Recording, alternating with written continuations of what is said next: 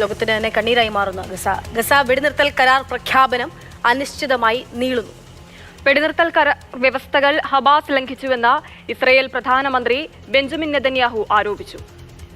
സൗമ്യ കൃഷ്ണയാണ് വിവരങ്ങൾ നൽകാനായിട്ടുള്ളത്. സൗമ്യ, നമ്മളിപ്പോൾ എഴുതി കാണിക്കുന്നത് പോലെ വെടിയൊച്ച നിലയ്ക്കുമെന്നുള്ള പ്രതീക്ഷ, ഈ കണ്ണീരൊക്കെ അത് ഉണ്ടായ കണ്ണീരൊപ്പാനാവില്ലെങ്കിൽ പോലും എന്തെങ്കിലും ഒരു സമാധാനം ഉണ്ടാകുമെന്നുള്ള പ്രതീക്ഷയിന്മേലാണ്. എന്തുകൊണ്ടാണ് ഈ അനിശ്ചിതത്വം? അക്ഷയ ഹിമ, ഇന്നലെ ഷെയ്ഖ് അൽഥാനി ഈ കാര്യം, ഈ ഗസയിലെ വെടിനിർത്തലിനെ കുറിച്ചുള്ള ഒരു പ്രഖ്യാപനം ഉണ്ടാകുമെന്ന കാര്യം ഒരു വാർത്ത പുറത്തുവിടുമ്പോൾ തന്നെ ഏറെ പ്രതീക്ഷയോടെയാണ് ലോകം അതിനെ നോക്കിക്കണ്ടത്. പ്രത്യേകിച്ചും 15 മാസമായി നമ്മൾ കാണുന്ന കണ്ണീരും ദുരിതവും ചോര ചിന്തലും, പ്രത്യേകിച്ചും കുട്ടികളടക്കമുള്ളവർ അത്രയും അനുഭവിക്കുന്ന കാഴ്ചകളാണ് നമ്മൾ ഗസയിൽ കണ്ടത്. അതുകൊണ്ട് തന്നെ ഇത് എത്രയും പെട്ടെന്ന് ഈ യുദ്ധം അവസാനിക്കുക എന്നുള്ളത് ലോകത്തിന്റെ മുഴുവൻ ഒരു സമാധാനദായികളായ എല്ലാവരുടെയും ആഗ്രഹമായിരുന്നു. എന്നാൽ ഇപ്പോൾ ഏറ്റവും ഒടുവിൽ വരുന്ന ഒരു വാർത്ത എന്ന് പറയുന്നത് ഹമാസ് ഈ കരാറിൽ നിന്നുള്ള ചില വ്യവസ്ഥകളിൽ നിന്ന് പിന്നോട്ട് പോയി. അതിന്റെ ഫലമായി ഈ ക്യാബിനറ്റ് കൂടിയ ശേഷം ഇന്ന് ഈ വെടിനിർത്തൽ കരാറിനെ കുറിച്ചുള്ള പ്രഖ്യാപനം ഉണ്ടാകും. അതിലെ അംഗീകരിക്കുമോ ഇല്ലയോ എന്നുള്ള കാര്യം വ്യക്തമാക്കും. പ്രഖ്യാപനം ഉണ്ടാകുമെന്നാണ് ബെഞ്ചമിൻ നെതന്യാഹു കഴിഞ്ഞ ദിവസം ഇസ്രായേൽ പ്രധാനമന്ത്രി അറിയിച്ചിരുന്നത്.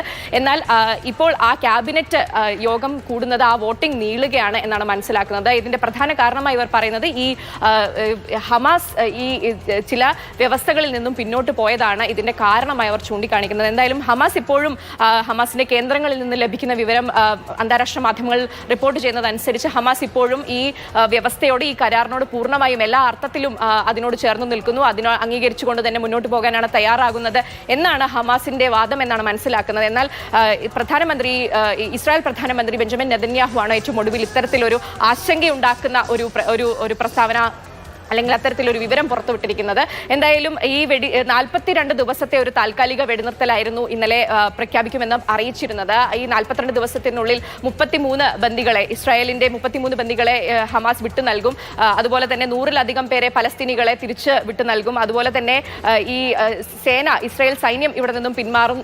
അതുപോലെ തന്നെ ഈ ഗസ വിട്ടുപോകാൻ, അല്ലെങ്കിൽ ഈ പലസ്തീനികളായ ആളുകൾക്ക്, ഈ ഗസ വിട്ടു പോകേണ്ടി വന്ന ആളുകൾക്ക് തിരികെ വരാനുള്ള സാഹചര്യം ഒരുക്കി കൊടുക്കുമെന്ന് തുടങ്ങിയ കാര്യങ്ങളായിരുന്നു കഴിഞ്ഞ ദിവസം ഈ കരാറിന്റെ ഭാഗമായി, 42 ദിവസത്തെ ആദ്യഘട്ട കരാറിന്റെ ഭാഗമായി പറഞ്ഞിരുന്നത്. എന്നാൽ ഇത് ഇപ്പോൾ ആ ഒരു പ്രതീക്ഷ, ആ ഒരു സമാധാനം പുലരുമെന്ന ഏറെ പ്രതീക്ഷയുള്ള കാര്യം കുറച്ചെങ്കിലും അനിശ്ചിതമായി നീളുന്ന ഒരു സാഹചര്യമാണുള്ളത്. എന്തായാലും ട്രംപിന് അധികാരത്തിലേൽക്കാൻ ഇനി ദിവസങ്ങൾ മാത്രമേ ബാക്കിയുള്ളൂ. അതുകൊണ്ട് തന്നെ ഇസ്രായേലിന്റെ മേൽ വലിയ രീതിയിലുള്ള സമ്മർദ്ദമുണ്ട് എന്ന് നമുക്ക് മനസ്സിലാക്കാൻ കഴിയുന്നുണ്ട്. അതുകൊണ്ട് തന്നെയാണ് ഇത്ര കാലം നീണ്ട ചർച്ചകൾക്കൊടുവിലും സാധിക്കാത്ത ഒരു കാര്യം ഇപ്പോൾ സാധിക്കുന്നത് എന്ന് വേണം മനസ്സിലാക്കാൻ. എന്തായാലും ആ സമ്മർദ്ദം ഉള്ളപ്പോൾ തന്നെ ഹമാസ് ഈ തരത്തിൽ വ്യവസ്ഥകൾ ലംഘിച്ചു എന്ന ഒരു ആരോപണം ഇപ്പോൾ വരുന്നു. കൂടാതെ ഗസയിലെ നിരവധി സ്ഥലങ്ങളിൽ ഉണ്ടായ ആക്രമണങ്ങളിൽ 70-ലധികം പേർ ഇപ്പോൾ കൊല്ലപ്പെട്ടു. ഈ അവസാന നിമിഷം വരെയും ഈ യുദ്ധം ഏറ്റവും കഠിനമായി തന്നെ തുടരുന്നു എന്ന് വേണം മനസ്സിലാക്കാൻ. കാരണം ഈ വെടിനിർത്തൽ പ്രഖ്യാപനത്തിനെ വലിയ ആശ്വാസത്തോടെ നമ്മൾ നോക്കിക്കാണുമ്പോഴും ഏറ്റവും ഒടുവിലത്തെ മണിക്കൂറുകൾ വരെ